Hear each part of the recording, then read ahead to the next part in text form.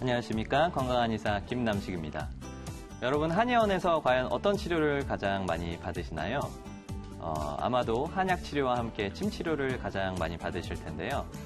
침 치료가 몸에 좋다는 것은 모든 사람들이 아마 다 알고 계실 텐데, 과연 침이 들어가서 몸에 어떠한 영향을 미쳐서 어떠한 작용 기전을 통해서 몸을 회복시키는가에 대해서는 잘 들어보지 못하신 분들도 아마 계실 겁니다. 오늘 이 시간에서는 침이 몸에 들어갔을 때 어떠한 작용 기전을 통해 가지고 내 몸을 회복시키고 치료시키는지에 대해서 한번 알아보고자 하겠습니다. 일단 고전에 소개되어 있는 침의 효과에 대해서 먼저 알아볼 텐데요. 고전에서는 조기치신이라는 말을 씁니다. 상당히 고리타분하고 뜬구름 잡는 소리일 수가 있는데요. 그러니까 기를 조절하고 그리고 신을 치료한다 라는 뜻인데요. 사실은 그 의미를 현대의학적으로 풀이를 해보자면 기라는 것은 굉장히 좀 추상적인 개념일 수도 있지만 사실은 피부에 흐르는 위기, 그리고 혈액에 흐르는 영기, 그리고 내부 장기에 가지고 있는 원기 등, 그러니까 온몸에 있는 에너지를 뜻하는 거거든요. 모든 생리활동을 뜻하는 단어가 바로 기고요. 그래서 온몸에 있는 모든 생리활동을 조절한다. 그게 첫 번째고, 두 번째, 신이라고 하는 것은 정신을 의미하기도 합니다. 하지만 신경계통을 의미하거든요. 그래서 뇌와 신경계통을 치료한다라고 보시면 되겠습니다. 그래서 기와 신을 치료한다는 것은 전신에 있는 모든 장기를 조절하고 그 다음에 뇌신경계통을 회복시킨다라고 보시면 되겠습니다. 과연 현대의학적에서는 어떤 식으로 이 치매 효과를 규명하고 또 연구하고 있는지 여기에 대해서 한번 간단하게 오늘은 소개를 시켜드려 보겠습니다. 첫 번째 치매 효과는 가장 뭐니 해도 근육을 풀어주는 효과입니다. 근육의 구조에 대해서 먼저 보여드릴 텐데요. 일단 근육이 있으면 근육을 싸고 있는 근막이 있습니다. 그리고 근육에는 근섬유로 구성이 되어 있고요. 근섬유는 또 더 작은 단위인 근원섬유라는 것이 있습니다. 근원섬유를 또 더 작은 현미경으로 들여다보면은 액틴과 미오신이라는 세포로 구성이 되어 있거든요.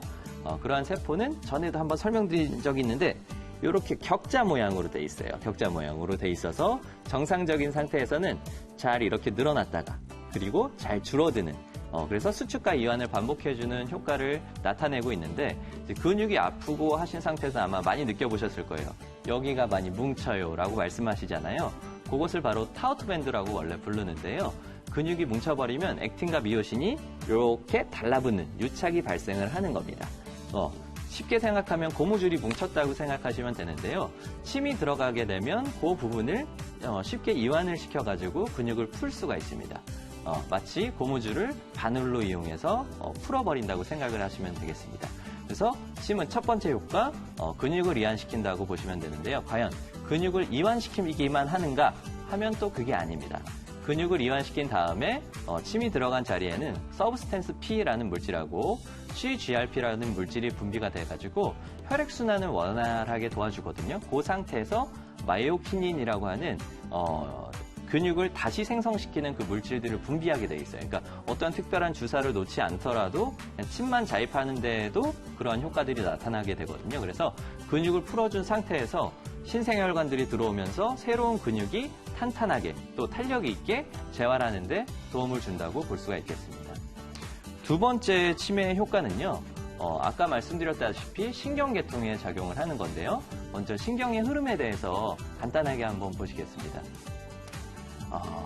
신경은 그러니까 피부에만 감각을 느끼는 게 아니고 감각 수용체라는 것이 온몸에 다 분포가 되어 있습니다. 그러니까 피부, 그리고 힘줄, 그리고 근육, 인대, 그리고 내부 장기에도 감각을 느끼는 감각 수용체들이 있는데요. 그 감각 수용체에서 감각을 받아들이면 척수를 통해서 뇌까지 통증을 전달하는 그런 길이 있거든요.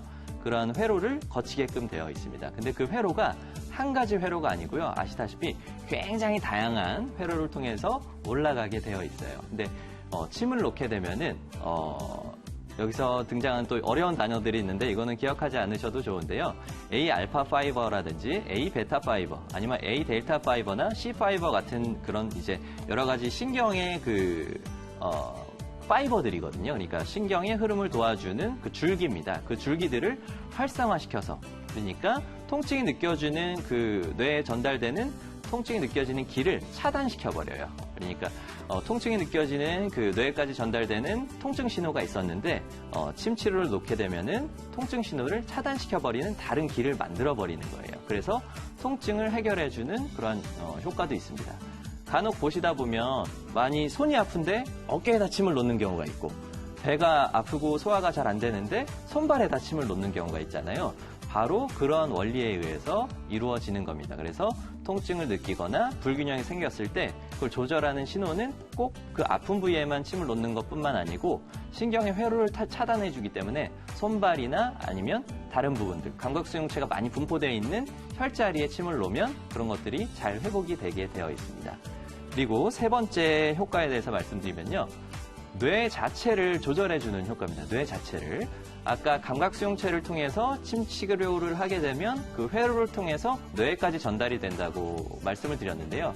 옆에 보면 이제 이상한 모양의 이러한 사진이 있는데 요새는 뇌 활성도를 검사해주는 그 기계가 많이 발전이 돼가지고 fMRI라고 하는 게 있어요. 그러니까 MRI라는 건 많이 들어보셨을 텐데 MRI를 찍어서 뇌에 어디가 활성이 지금 되고 있는지 그것을 색깔로 볼 수 있는 그런 장비가 있거든요. 이 사진은 경도에 인지장애가 있으신 중풍 그리고 치매 환자의 사진이에요. 치매 환자의 사진 그 fMRI를 찍어놓은 상태에서 침 치료를 해봤더니 감각이나 그리고 인지 기능을 담당하는 측두엽, 그러니까 옆에 있는 부분, 그리고 사람의 어떤 그 사고 기능을 담당하는 전두엽, 앞에 있는 부분이 이렇게 빨갛게 활성화되는 모습을 볼 수가 있습니다. 이렇게 활성화시키는 기전은 아까와 같습니다. 침치료를 자극하면 감각수용체가 많은 부분을 건드려서 신경의 회로를 통해서 뇌까지 전달을 시키는 거거든요. 그래서 뇌 활성도를 그 자체를 증가시키는 효과도 있다라고 보시면 되겠습니다. 그리고 마지막으로 소개시켜드릴 그런 치매 효과는요. 자율신경계통을 조절해 주는 건데요. 이것도 신경자가 들어가죠. 그래서 자율신경이라는 것은 온몸에 분포가 되어 있습니다. 그래서 아까 말씀하셨던 그 우리가 오늘 공부했던 갱년기 장애도 사실 자율신경 장애의 일종이거든요. 자율신경은 혈액의 순환을 시키고 또 땀을 분비시키고 또 심장을 움직이게 하고 숨을 쉬게 하고 소화를 시키고 그다음에 배변을 보게 하고 그다음에 소변, 비뇨 생식기계까지 모두 다 관장을 하고 있습니다.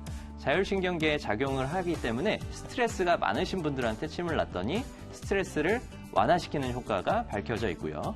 그리고 심부전 환자, 심장이 잘 뛰지 않는 환자한테 침을 놨더니 심장의 기능이 개선된다는 연구도 있습니다. 또 침치료를 규칙적으로 받아봤더니 혈압을 낮춰준다는 보고도 있고요. 또한 위장관 운동을 개선시키고 위의 흡수를 개선시켜준다는 연구도 있습니다. 여성에 있어서는 다낭성 난소증후군이라는 걸 앓고 계신 분들이 상당히 많은데요. 사실은 그게 교감신경이라고 하는 자율신경의 불균형 때문에 생기는 증상이거든요. 그러한 것들이 한약뿐만 아니라 침치료를 했을 때도 개선시켜준다는 연구도 있습니다. 남성에 있어서는 성기능 장애라든지 과민성 방광 같은 증상을 개선시켜준다는 연구도 있습니다. 이렇게 온몸에 있는 아까 말씀드렸죠. 온몸에 있는 기, 그러니까 온몸에 있는 장기들을 다 다스려줄 수 있는 그러한 효과가 치매에 있는 겁니다. 이 외에도 사실은 면역물질을 조절해주는 효과라든지 아니면 호르몬의 레벨을 균형을 맞춰주는 효과도 있습니다. 자, 지금까지 침치료의 효과에 대해서 쭉 알아보았는데요.